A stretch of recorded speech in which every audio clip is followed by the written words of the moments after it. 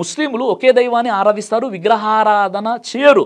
అయినప్పటికీ కూడా వారి యొక్క దేవీ దేవతలను, వారి యొక్క పద్ధతుల్ని గౌరవించాలని ఇస్లాం అంటుంది. కాబట్టి ఏ వ్యక్తి చేసినా అది చాలా పెద్ద పొరపాటు, చాలా పెద్ద తప్పు.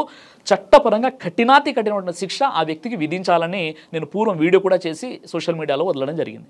మహమ్మద్ ప్రవక్త వారు యుద్ధాలు చేసి రాజ్యాలను ఏర్పరచాలనే ఆలోచనలో ఉండి యుద్ధాలు చేసుకుంటూ రాజ్యాలను ఏర్పరచడానికి ప్రయత్నాలు చేసుకుంటూ పోయారు. అటు యేసు ప్రభు అనేటటువంటి పర్సన్ ఎక్కడ కూడా యుద్ధం చేయకుండా శాంతియుతంగా శాంతిని చెప్తూ, శాంతిని ప్రకటిస్తూ శాంతింపజేసాడు అందరినీ కూడా. యుద్ధాలే చేయాలా, శాంతి కావాలి అని అనుకుంటే వాస్తవంగా మనకు ఒక విషయం తెలియాలండి. చాలా వరకు ఏంటంటే ఇప్పుడు ఉన్నటువంటి ఏదైతే ఇస్లాం ధర్మం ఉందో, అంటే ఇప్పుడు ఎవరినైతే మనం ముస్లింలను చూస్తున్నామో, ఖురాన్ చూస్తున్నామో, ఈ ఖురాన్పై, ముస్లింల కల్చర్పై, ముస్లింలు విశ్వసించే ప్రవక్తలపై ఒక పెద్ద పెద్ద అభాండాలు కల్పించడం జరిగింది. వాస్తవంగా చెప్పాలంటే ప్రవక్త ముహమ్మద్ సల్లల్లాహు అలైహి వసల్లం వారు యుద్ధాలు చేశారంటే యుద్ధాలు చేశారు. కానీ ఆనాడు ధర్మానికి అధర్మానికి జరిగినటువంటి యుద్ధాలే తప్ప ఆయన రాజ్యాలను జయించడానికి ప్రవక్త ముహమ్మద్ సల్లల్లాహు అలైహి వసల్లం వారు యుద్ధాలు చేయలేదు. శాంతి స్థాపన కోసం కాదు. శాంతి స్థాపన కోసము. ఇప్పుడు ఉదాహరణకి ఒక విషయం చెప్తున్నాను. అదేంటంటే ఇప్పుడు మనకు భారతదేశం ఉంది, పక్కనే మన పొరుగు దేశం పాకిస్తాన్ ఉంది, లేదా చైనా ఉంది. ఇప్పుడు చైనా లేదా పాకిస్తాన్ భారతదేశంపై విరుచుకుపడి భారతదేశంపై యుద్ధం చేయడానికి వస్తే భారతీయుడిగా మనం ముందుండి ఆ యుద్ధాన్ని ఎదుర్కొంటాం కదా, మనం కూడా యుద్ధం చేస్తాం కదా. అలాగే ప్రవక్త వారు ఏకదైవ ఆరాధన చేసేటప్పుడు ఏం చేశారంటే అక్కడ ఉన్నటువంటి ముష్రికులు, అంటే బహుదైవోపాసకులు ఏం చేశారంటే వారు ప్రవక్త వారు ఆయన విశ్వసించినటువంటి ఏదైతే సహచరులు ఉంటారో వారిపై తిరగబడ్డారు. కాబట్టి వారితో యుద్ధం జరిగిందే తప్ప రాజ్యాలను జయించడానికి కాదు మొదటి విషయం. అయితే ఒక విషయం మీరు అర్థం చేసుకోండి.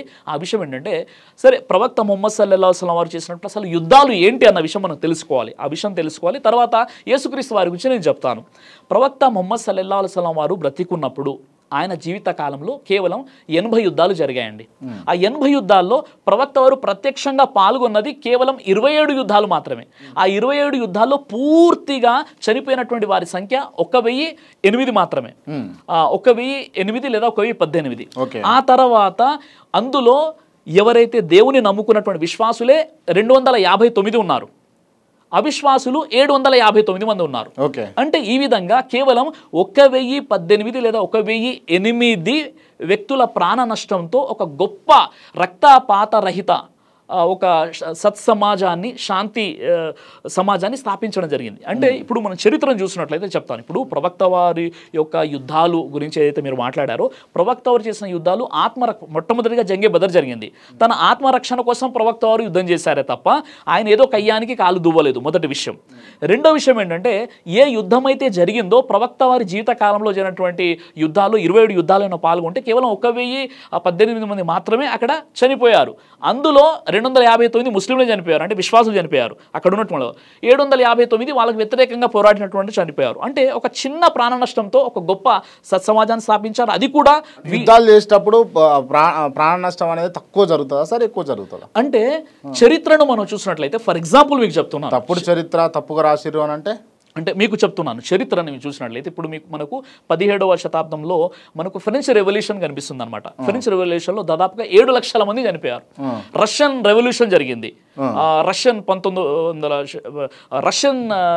రెవల్యూషన్ అయితే జరిగిందో, రష్యన్ రెవల్యూషన్లో దాదాపుగా 13 లక్షల మంది చనిపోయారు. మొదటి ప్రపంచ యుద్ధంలో మీకు 1,60,00,000 మంది చనిపోయారు. రెండో ప్రపంచ యుద్ధంలో 5 నుండి 7 కోట్ల మంది చనిపోయారు. ఇలా చూసుకుంటూ పోతే మీరు జపాన్లో జరిగినటువంటి ఏదైతే హిరోషిమా నాగసాకి పట్టణాలపై అమెరికా అణుబాంబు ఏదైతే ప్రయోగించిందో అక్కడ దాదాపుగా 4 లక్షల మంది చనిపోయారు. ఇలా చూసుకుంటూ పోతే చరిత్రలో ఇప్పుడు చాలా తక్కువగా రక్తపాతంతో, అంటే హింసకు పెద్దగా తావు ఇవ్వకుండా జరిగినటువంటి చరిత్ర ఏదైనా ఉందంటే అది ఇస్లామిక్ రెవల్యూషన్ అనమాట. అది ప్రవక్త ముహమ్మద్ సల్లల్లాహు అలైహి వసల్లం స్థాపించారు. అది కూడా ఎందుకు సాధ్యమవుతుంది అంటున్నారు? మీరే చెప్తా ఉన్నారు చరిత్రలో అన్ని లక్షల మంది, అన్ని కోట్ల మంది చనిపోయారు అని చెప్పేసి మీరే చెప్తా ఉన్నారు కదా. మరి మీరు చెప్తున్నటువంటి యుద్ధంలో ఎందుకు అంత తక్కువ చచ్చిపోయారు, ఎక్కువగా చచ్చిపోవాలి? అంటే యుద్ధ నియమాలు అనేవి ఉన్నాయన్నమాట ఇస్లాంలో. యుద్ధ నియమాలు ఏంటి? యుద్ధం చేసేటప్పుడు ముందుగా వారికి ఇంటిమేషన్ ఇవ్వాలి. యుద్ధ రంగంలో దిగిన తర్వాత ఎవరైతే శరణు కోరుకుంటారో వారిని వదిలివేయాలి. వృద్ధుల్ని చంపకూడదు, పిల్లల్ని చంపకూడదు, స్త్రీలను చంపకూడదు, వారి పంట పొలాన్ని నాశనం చేయకూడదు. అదేవిధంగా వారి యొక్క ఏదైతే దేవీ దేవతల విగ్రహాల్ని, ఆలయాలను, తర్వాత వారి యొక్క పండితుల్ని, వారి యొక్క సాధుల్ని, వారి యొక్క సన్యాసుల్ని చంపకూడదు.